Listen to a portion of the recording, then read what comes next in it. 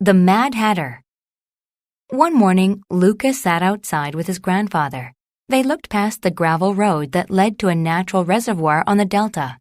On the other side of the water, there was a cottage. "Does a ghost live there?" Lucas asked.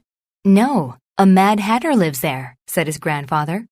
Lucas didn't know what a Mad Hatter was, but the image of a scary man haunted him. Later, Lucas went for a walk in the forest.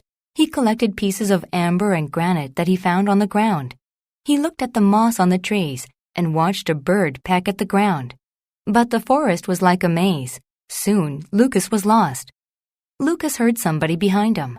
He wanted to run away, but he fell. He had a streak of blood on his shirt and some pebbles stuck in his skin. Then a man appeared. "I will take you home. First, let's get you cleaned up," he said. Lucas followed him. When they arrived at the cottage, he realized the man was the Mad Hatter. He sat down inside. It smelled like charcoal, but it looked like a normal house. The man brought Lucas back some medicine. "It's a bit old, but it's not expired," the man said. While Lucas cleaned his cut, the man washed the blood out of his shirt with detergent. Lucas asked, "Are you a Mad Hatter?"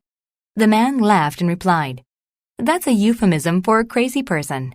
Actually, I'm pretty normal. I'm a columnist for a newspaper," said the man. He pointed to his credentials, which hung on the wall. Lucas could hear the crickets outside. It was getting dark, so he asked, "Could you take me home now?" The man said yes.